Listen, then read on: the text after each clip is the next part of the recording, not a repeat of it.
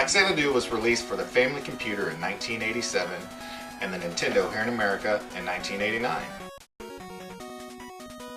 It is a spin-off of the game Xanadu, which was the second installment of the Dragon Slayer series, released in the Famicom in Japan. The story begins with our nameless hero returning home from an epic journey. He has no weapons or provisions. And the first thing he hears when he gets back is go and see the priest, who gives this enormous, gaudy man ring. Big ass man ring. Then he has to go and see the king. And the king gives him about 1,500 gold. And what happens next? Go out and save the world. Oh, and by the way, our hero has crippling arthritis of the knees and can't kneel to kill the first enemy of the game. Yeah, you have to painfully jump over each one. Yeah. Like over and over again. It just keeps going. Just like me. No point. You have a guy smoking out on the street. Everyone's blinking constantly from having dry eyes. It makes you wonder what all the townsfolk's been smoking.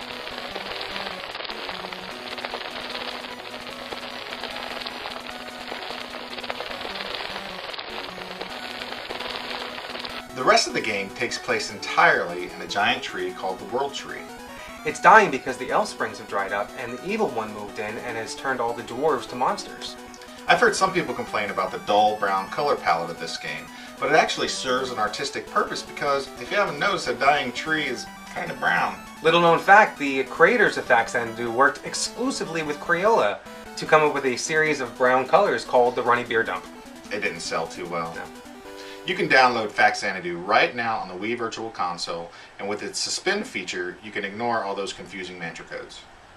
One thing I found annoying about Faxanadu is whenever you would fight some monsters or even a boss fight, you need to make sure you stay in the middle of the room because if they not hit you and knock you into the next room, you have to start all over.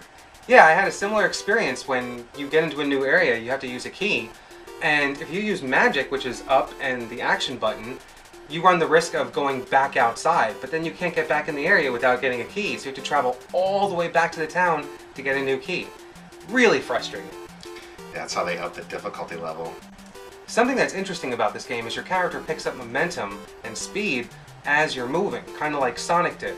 So when you're trying to make certain jumps, you got to make sure that you're running fast enough to be able to clear the jump, otherwise you won't. And you will fall a lot of times and have to memorize and go through the game countless times to be able to know exactly when and where to do this. And don't worry, when you fall, you won't die.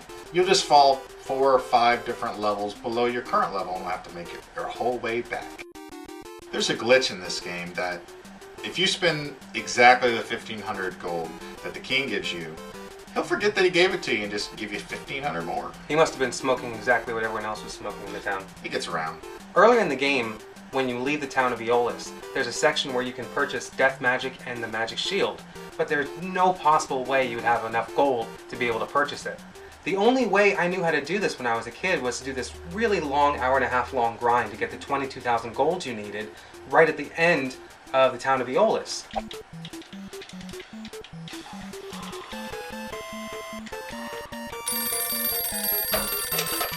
Mr. Sexy's Pizza. Our special today is Sexaroni.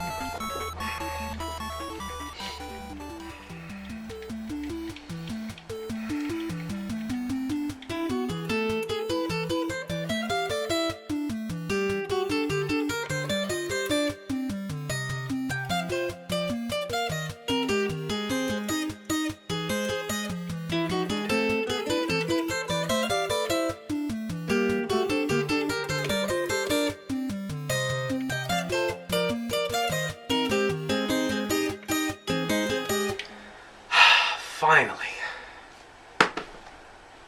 Now we're ready to play. This part of the game is so ingrained in my memory that my brother went out and made a rug of it. Where did he get this stuff? Because I don't remember seeing a Faxanadu kit at the hobby store. He actually went out and made this piece by piece and cut the yarn himself. That's the impact this game had on us.